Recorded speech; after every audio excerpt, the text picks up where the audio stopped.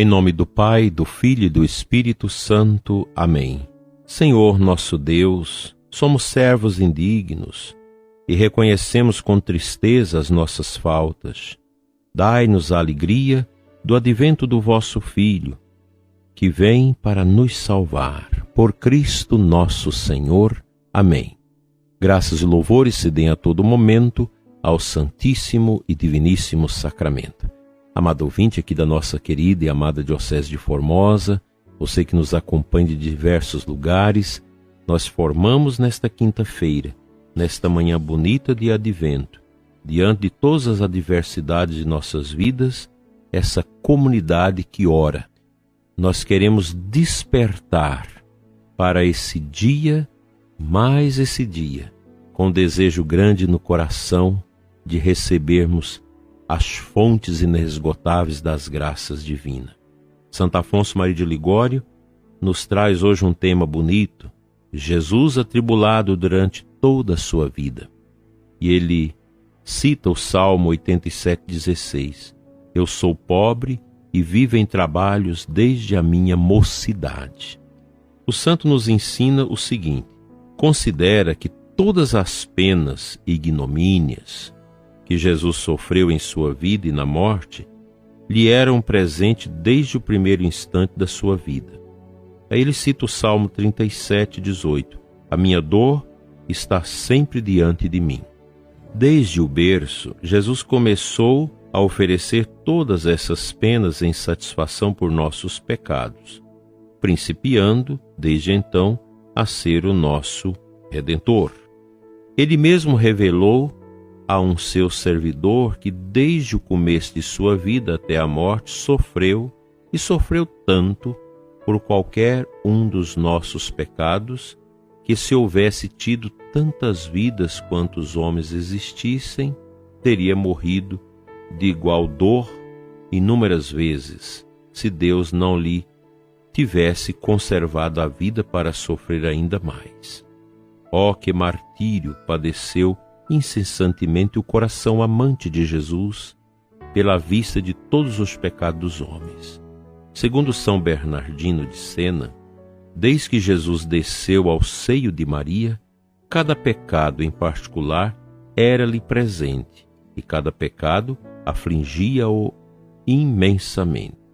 Diz São Tomás que a dor causada a Jesus Cristo pelo conhecimento da injúria feita ao Pai e dos males que do pecado resultariam para as almas tão amadas, excedeu a dor de todos os pecadores contritos. Com efeito, nunca um pecador amou a Deus e a sua alma como Jesus ama seu Pai e as nossas almas. Daí é que o Redentor sofreu desde o seio de sua mãe a agonia, que depois padeceu no horto à vista de todas as nossas culpas, que tomara sobre si a fim de pagar por elas. Eu sou pobre e vivo em trabalhos desde a minha mocidade. Assim predisse o Salvador de si mesmo pela boca de Davi, que toda a sua vida seria um padecimento contínuo, donde São João Crisóstomo conclui que nós não nos devemos afligir por outra coisa senão pelo pecado, e que assim como Jesus passou toda a sua vida em aflição por causa dos nossos pecados, assim nós, que o havemos cometido, devemos estar possuídos de uma contínua dor, pela lembrança de termos ofendido a Deus, que nos amou tanto. Santa Margarida de Cortona nunca deixou de chorar as suas culpas. Certo dia, disse-lhe o confessor: Margarida, deixa-te de chorar, o Senhor já te perdoou. Como? Respondeu a santa. Como poderei dar-me por satisfeita com as lágrimas derramadas e com a dor daqueles pecados que afligiram o meu Jesus Cristo durante a sua vida toda? Imitemos esta santa pecadora e, pensando muitas vezes nos nossos pecados, digamos frequentemente ao Senhor: Ó meu Jesus, eis aqui a vossos pés o ingrato e perseguidor que vos fez sofrer durante toda a vossa vida.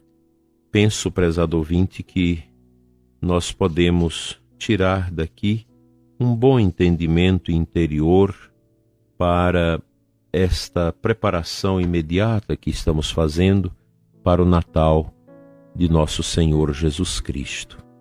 Esse tempo tão bonito que nós somos chamados a contemplar o Cristo todo.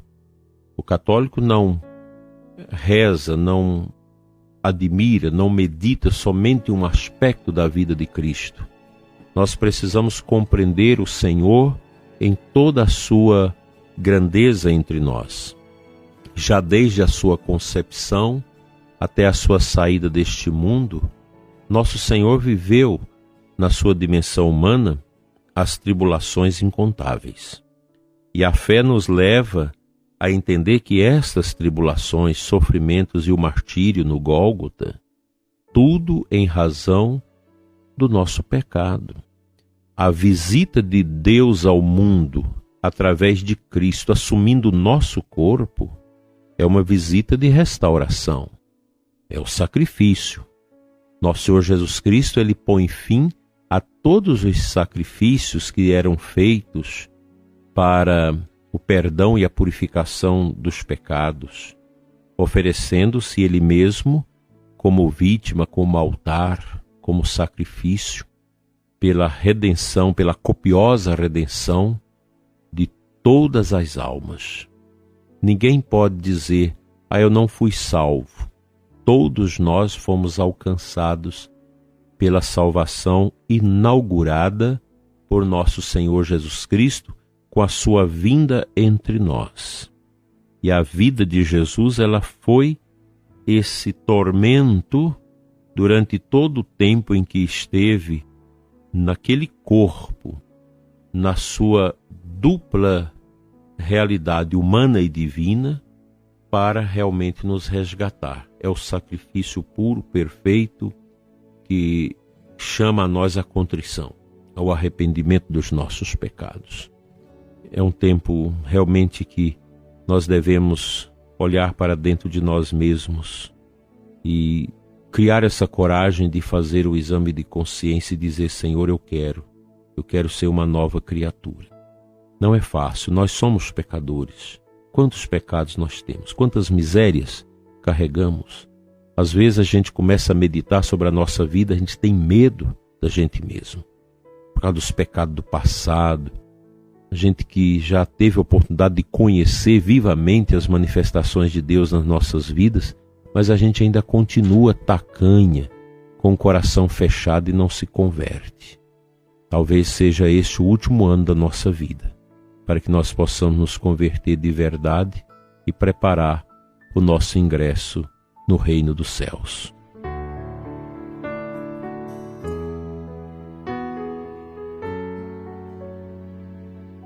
A antífona de entrada da Santa Missa de hoje nos traz 2 versículos do Salmo 118, o versículo 151 e o 152.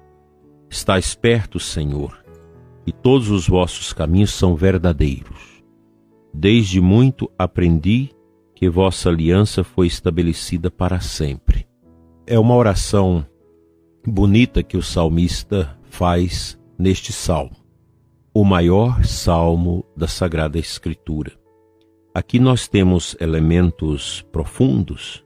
Primeiro, o reconhecimento que o salmista faz e que deve ser o nosso, da proximidade de Deus na nossa vida, em face de reconhecermos os caminhos de Deus como verdadeiros e neles caminharmos. Isso é fato.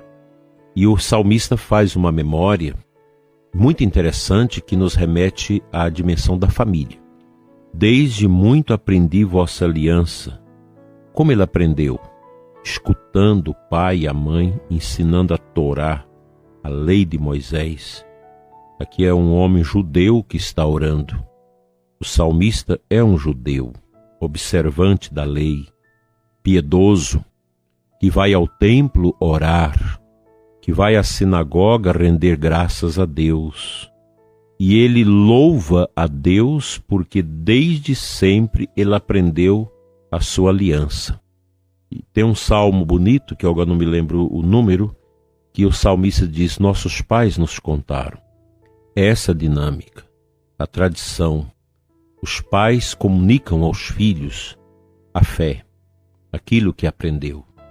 Daí a importância da família como primeira comunidade, como primeiro núcleo de socialização, de anúncio do querigma, de catequese que os pais devem fazer com seus filhos.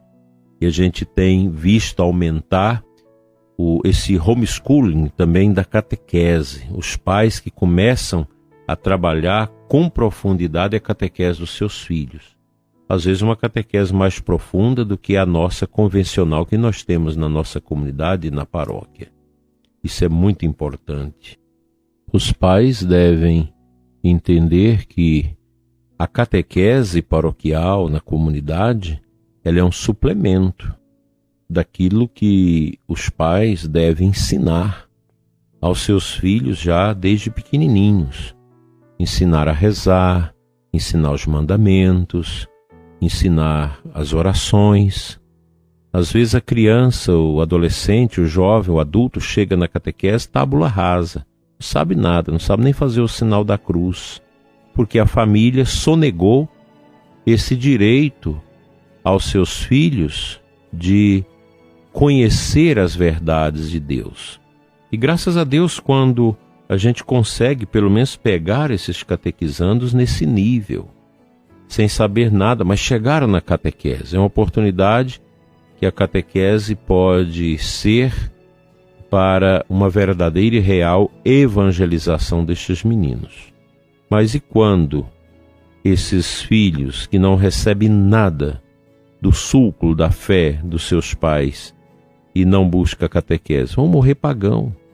Quantas pessoas pagãs, culpa de quem? Dos pais, que não cumpriram esse papel responsável, bonito, de dar aos filhos essa verdadeira catequese, de mostrar quem é Jesus, de mostrar que Cristo tribulado durante toda a sua vida é sinal também de força para as nossas tribulações. Os pais precisam preparar os filhos para as tribulações, para as dificuldades, para as mortes que vão acontecer na família ao longo do tempo. Nós não podemos viver de fantasias e escondendo as coisas, verdade. A verdade precisa ser colocada a lume, à luz. A família deve evangelizar os filhos e dar a eles a capacidade de experimentar o amor de Jesus, que é o único amor capaz de dar sentido às dores e aos sofrimentos da vida. Que Ele nos ajude a viver essa realidade.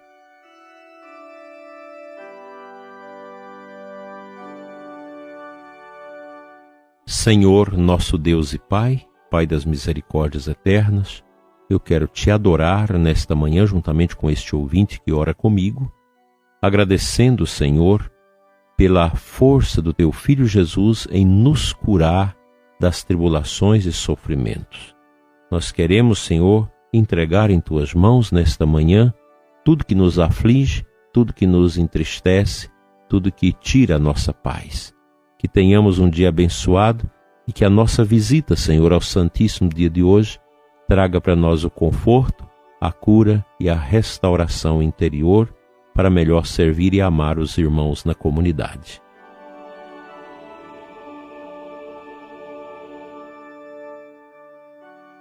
O bom Deus te abençoe e te guarde hoje e sempre, em nome do Pai, do Filho e do Espírito Santo. Amém. Fique na paz, prezado ouvinte. Não deixe de fazer uma visitinha a Jesus sacramentado hoje e colocar sua vida diante dele. Até amanhã, se ele nos permitir.